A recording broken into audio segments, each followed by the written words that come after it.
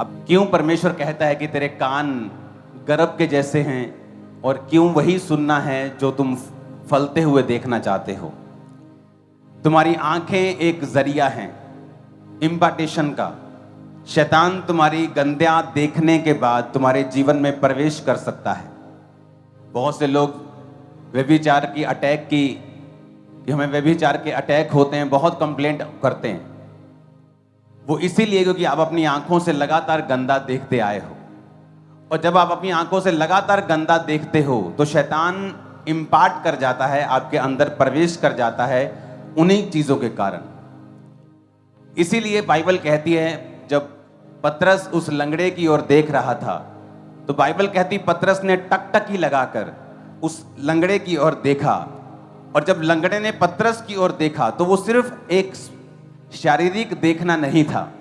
पतरस आंखों के जरिए हीलिंग इम्पार्टेशन को, हीलिंग स्पिरिट को उसके अंदर भेज रहा था। पर क्या आपकी आंखें ऐसी हैं कि आप अपनी आंखों से सामर्थ्य को रिलीज कर सकें? क्योंकि अगर आपकी आंखें हर वक्त गंदा देखती और आपके कान हर वक्त चुगली सुनते हैं तो आप परमेश्वर के लिए इस्तेमाल नहीं किए जाते। और दूसरी बात, आज हम इस विषय पे बात नहीं करेंगे। क्यों परमेश्वर आपकी आंखों और कानों को चाहता है, आपके जीवन, आपके हाथों को चाहता है? उसका एक रीजन है।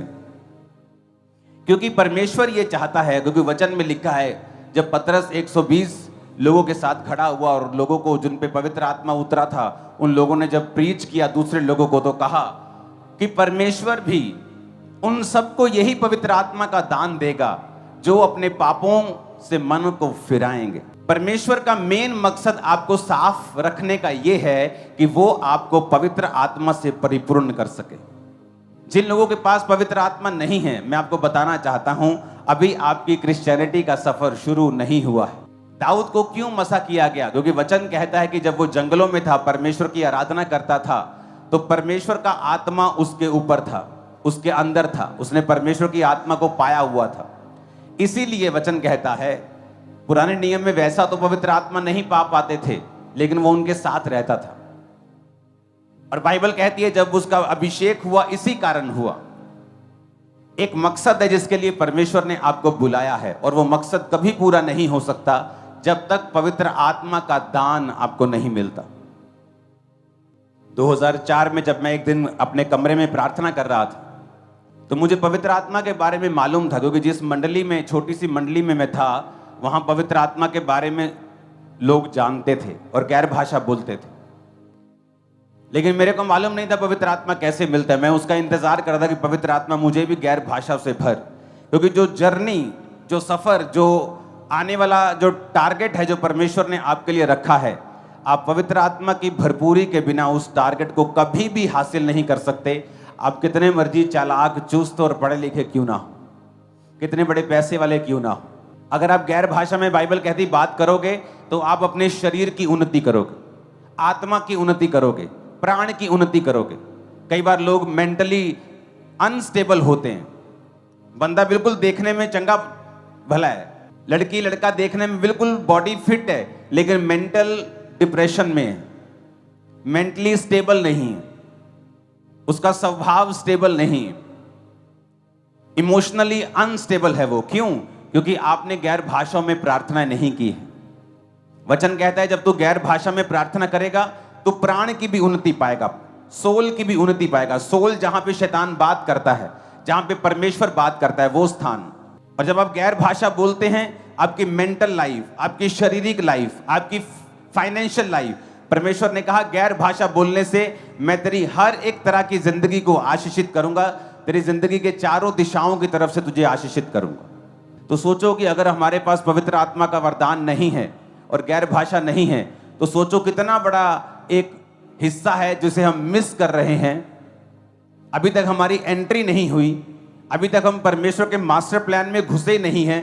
अभी हम डॉक्टर की क्लिनिक में घुस तो चुके हैं, लेकिन अभी तक डॉक्टर से मिले नहीं हैं, अभी तक वेटिंग लाइन में खड़े हैं, ना तो क्लिनिक के बाहर हैं, ना तो डॉक्टर के पास हैं। अब ये वाली हालत हो चुकी है जिनके पास पवित्र आत्मा नहीं है।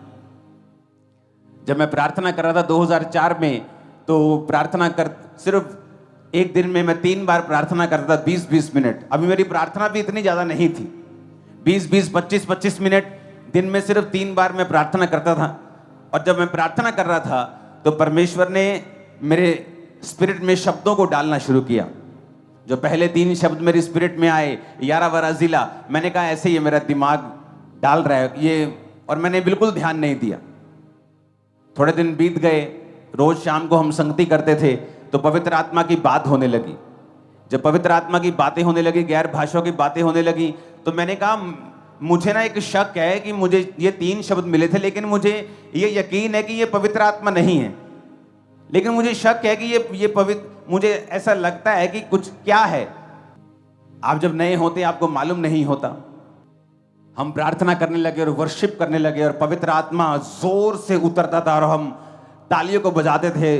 और तब मुझे बताया गया कि तू परमेश्वर का आत्मा कह रहा है, शक ना कर, क्योंकि वो गैर भाषा मेरी ओर से तुझे मिली है, तुझे पवित्र आत्मा का वरदान मिल चुका है, गैर भाषा मिल चुकी है। क्योंकि वो शब्द मेरे स्पिरिट में आते जाते थे, लेकिन मैं बोल नहीं पाता था, क्योंकि मुझे लगता था ये क्या मेरे साथ हो रहा है, कि ऐसे कैसे हो सकता है, ये शब्द मैंने कभी बोले नहीं, कभी सुने नहीं, ये भाषा मुझे, मैं जानता नहीं, शायद ऐसे ही मेरा दिमाग रिंग कर रहा है ऐसे ही। लेकिन जैसे जैसे मैं उस मैसेज को सुनता गया, गैर भाषा में बात करता गया, वो शब्द बढ़ते गए, पवित्र आत्मा की भरपूरी बढ़ती गई, लोग हील होते गए, डिलीवर होते गए, मेरी लाइफ बेटर के बाद बेटर होती गई। और पवित्र आत्मा की भरपूरी के बाद फिर वो जर्नी शुरू हुई, वो सफर शुरू हुआ। मैं आपको बता सकता हूं, अगर पवित्र आत्मा आपके पास ना हो, आप कभी वैसे डिसीजन नहीं ले सकते, वैसे फैसले नहीं कर सकते, वैसे तरीके से सोच नहीं सकते। वही दिमाग होगा, वही घर होगा, वही बिजनेस होगा, लेकिन सोचने का तरीका अलग हो जाएगा जब पवित्र आत्मा की भरपूरी आपकी लाइफ में आ जाएगी। और पवित्र आत्मा की भरपूरी, इसलिए आज लगातार कुछ हफ्तों से मैं आपको वचन दे रहा हूं पाप के ऊपर, किस तरह से आपने अपनी लाइफ को अलग करना है और परमेश्वर में जीवन बिताना है। क्योंकि यीशु मसीह के वचन में लिखा है, अगर तू तौबा करेगा तो मैं तुझे पवित्र आत्मा का दान और वरदान दूंगा। हालेलुया। प्रेरितों के काम 19:6 में लिखा है, जब पौलुस ने उन पे हाथ रखे तो पवित्र आत्मा उन पर उतरा और वो भिन्न भिन्न भाषा बोलने लगे और भविष्यवाणी करने लगे। यूहन्ना 16:7 में लिखा है, तो भी मैं तुमसे सच कहता हूं, मेरा जाना तुम्हारे लिए अच्छा है, क्योंकि यदि मैं ना जाऊं तो वह सहायक तुम्हारे पास ना आएगा, यदि मैं जाऊंगा तो उसे तुम्हारे पास भेज दूंगा। यीशु मसीह ने कहा, मैं जाऊंगा जब जी उठने के बाद स्वर्ग में, तो मैं सहायक तुम्हारे पास भेजूंगा। आपके पास लाखों रिश्तेदार हो सकते हैं, लेकिन अगर आपके पास पवित्र आत्मा नहीं है तो आप एक अनाथ हैं, क्योंकि जीसस ने कहा, मैं तुम्हें अनाथ नहीं छोड़ूंगा। क्या कहा? मैं तुम्हें अनाथ, मैं तुम्हें एक आत्मा दूंगा, मैं तुम्हें एक सहायक दूंगा। इसका मतलब क्या? कि अगर वो आत्मा हमारे पास नहीं है तो एक अनाथ की तरह है। आपके पास लाखों लोग हो सकते हैं, लेकिन जब आपकी लाइफ में ऐसी मुसीबत आती है जिसका हल वो लाखों लोग नहीं कर पाते, वो पैसा नहीं कर पाता, लेकिन अगर पवित्र आत्मा आपकी लाइफ में हो तो वचन कहता है, जहां कहीं परमेश्वर का आत्मा है वहां आजादी है। जब पवित्र आत्मा मुझे मिला तो मैं जानता हूं कि ऐसे मेडिकल रिपोर्ट जो कहते थे कि मैं ठीक नहीं हो सकता, जब पवित्र आत्मा मुझे मिला वो मुझे गाइड करता गया, वो मुझे आगे बढ़ाता गया, मेरी अगुवाई करता गया, मुझे बताता गया किस तरह से मुझे परमेश्वर में बने रहना है, खड़े रहना है। और मैं सामर्थ्य से भरता था। जब वर्शिप होती थी तो कोई मुझे, कई बार 4-4 लोग मुझे पकड़ते थे जब मैं किसी मीटिंग पे चला जाता था, सिर्फ मेरे को पकड़ने में रहते थे। कभी मैं इधर गिर रहा हूं, कभी इधर गिर रहा हूं, पूरा वर्शिप में मेरा ध्यान होता था, पवित्र आत्मा की भरपूरी मेरे ऊपर होती थी।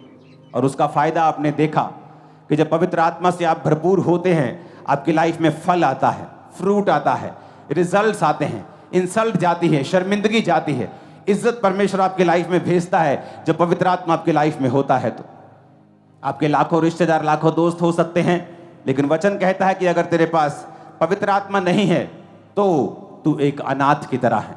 और जीसस ने कहा, मैं तुम्हें अनाथ नहीं छोड़ूंगा। यीशु मसीह कुछ और भी तो कह सकते थे, लेकिन उन्होंने यही वर्ड यूज क्यों किया कि मैं तुझे अनाथ नहीं छोड़ूंगा? क्योंकि इसका मतलब है, इस दुनिया में अगर सबसे अधिक हमें कोई चीज की जरूरत है तो वो हमारा पति नहीं है, हमारी पत्नी नहीं है, बच्चे नहीं है। सबसे पहले हमें अगर किसी चीज की जरूरत है तो वो पवित्र आत्मा है।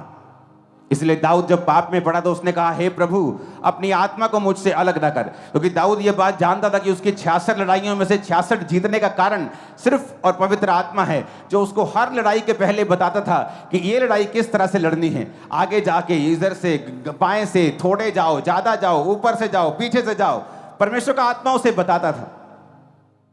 हालेलुया। और वचन कहता है जब प्रेरित हाथ रखते थे लोगों के ऊपर तो वो पवित्र आत्मा को रिसीव करते थे। जब पवित्र आत्मा तुम पे आएगा, बाइबल कहती है तुम सामर्थ को पाओगे। प्रेरितों के काम 1 उसकी 8 आयत में लिखा है, उसमें लिखा, और यरूशलेम, यहूदिया, सामरी और पृथ्वी की छोर तक मेरे गवाह होंगे। जब पवित्र आत्मा तुम पर आएगा तो तुम क्या पाओगे? सामर्थ को पाओगे। और वचन क्या कहता है? सामर्थ के कारण तेरा हर एक जुआ क्या कर दिया जाएगा? नाश कर दिया जाएगा। सामर्थ ही है पवित्र आत्मा की जो तुम्हारे जुए नाश करती है। कोई तुम्हें बंधनों से छुड़ा नहीं सकता। तुम्हारे साथ शोक मना सकता है, तुम्हें काउंसलिंग दे सकता है, हाँ बहन जी माड़ा होया, एक गल कह सकता है, लेकिन आपको छुड़ा नहीं सकता। छुड़ाने वाला सिर्फ पवित्र आत्मा ही है। आपका भाई आपके साथ अफसोस कर सकता है, थोड़ी बहुत कोई हेल्प कर सकता है, लेकिन अगर आपको संपूर्ण छुटकारा चाहिए तो वो सिर्फ पवित्र आत्मा आपको देता है। आपने वचन को सुना है कि मुझे पापों को त्यागना है और आपने पापों को त्याग दिया है। आपके कान प्रभु के लिए हैं, आंखें प्रभु के लिए हैं, हाँ या ना? अब आपका जीवन जो है वो तैयार है। आपका ये वेसल, आपका ये बर्तन, आपका ये जो मिट्टी रूपी, परमेश्वर ने कहा जो असीम सामर्थ मिट्टी रूपी बर्तनों में रखी है, असीम सामर्थ जो पवित्र आत्मा की है, वो आपके शरीर में प्रवेश करना चाहती है। एलिया के पास वही सामर्थ थी, अलीशा के पास वही सामर्थ थी। जब उसको उसके चेलों ने कहा कि एक कुल्हाड़ी हम मांग के लाए थे, लेकिन उसकी कुल्हाड़ी की जो लोहे वाला हिस्सा है वो पानी में गिर गया है, अब हमें शर्मिंदगी होगी जब हम मांगने वाले को बोलेंगे कि भाई साहब वो कुल्हाड़ी निकल गई घास से। उसने कहा कोई बात नहीं, जहां कुल्हाड़ी थी, गिरी थी, वहां उसने लकड़ी को रखा। लकड़ी क्रूस को दर्शाती है, पवित्र आत्मा की सामर्थ को दर्शाती है। और जब वहां पे सामर्थ गई तो बाइबल कहती है वो लोहा पानी पे तैरने लगा, तो उन्होंने उठाया और वो शर्मिंदगी से आजाद हुए। जब पवित्र आत्मा आपकी लाइफ पे आएगा, शर्मिंदगी का कोई हिस्सा आपकी लाइफ में नहीं रहेगा। आप अपनी जिंदगी में देखोगे ना, एक भी तरफ से, एक भी जगह से आपको शर्मिंदगी नहीं होगी। वो इतना ऊंचा और इतना हाई लेवल का आपको कर देगा, मैं आपको बता रहा हूं। वचन कहता है अगर तुम प्यासे हो, अगर तुम पवित्र आत्मा के प्यासे हो, जीसस ने कहा अगर कोई प्यासा है तो मेरे पास आए, मैं उसे जीवन जल दूंगा, उसकी प्यास को बुझाऊंगा, उसे सोता भी बना दूंगा। आप तैयार हैं पवित्र आत्मा को पाने के लिए?